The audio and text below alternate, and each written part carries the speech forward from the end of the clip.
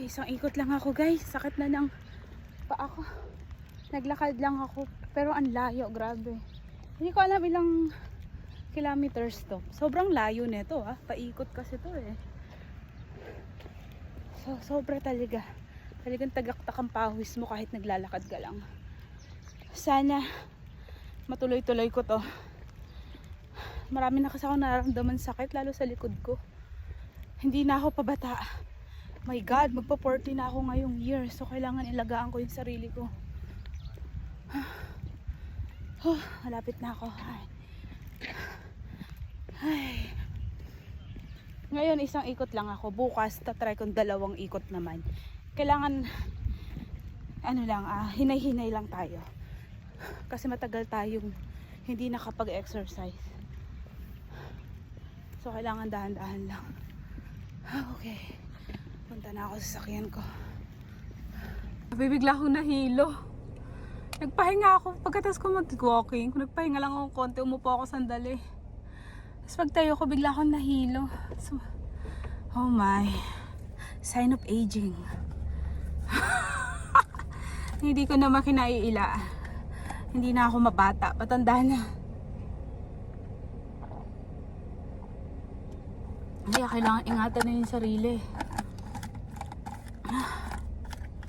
Grabe. Alam nyo, ano yun? Hindi ko alam kung ilang kilometers yun. Pero ang layo nun, promise. Siguro naman alam nyo yung mga taga dito nakatira. Ang layo.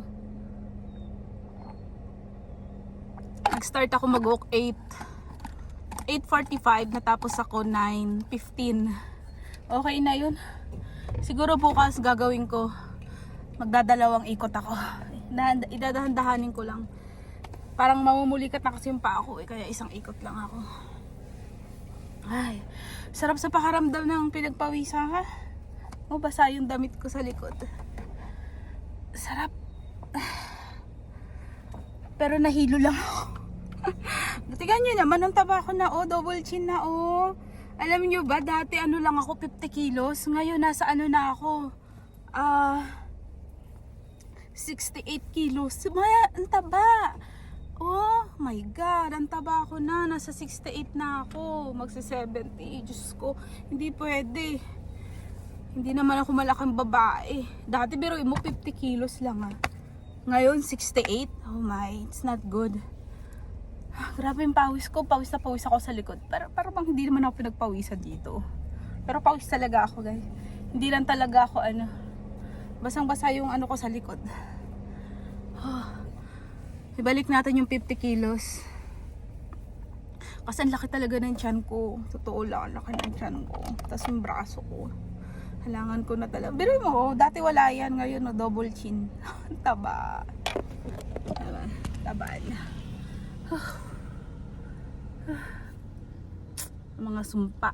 Kasi dadatnan na tayo. Malapit na ako datnan. Kaya may mga sumpa. Okay. Anong oras na? Magna 9:30 na. Okay, uwi na ako. Kasi para may time pa ako. Kagabi naglinis na ako, nagmap na ako. Kasi nga sabi ko kailangan ko mag-walking. So yun ang ginawa ko na kagabi. So pagkahatid ko kay Ellie, dumiretso na ako dito. Ano ba yun? Hindi naman ang leeg ko. Alam niyo ba, yung simula, nag-iiba na talaga yung katawan mo no, pag nanganganak ka, pag ano, tumatanda ka na.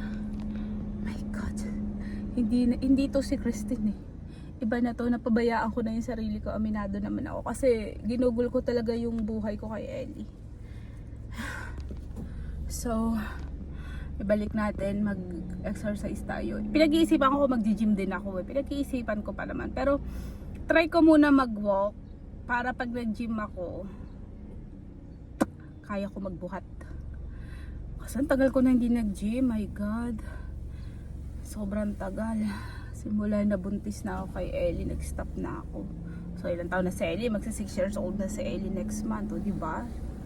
Ilang years, my goodness. So, praying na tuloy-tuloy ko lang to. Diba? Okay, mag-drive na ako.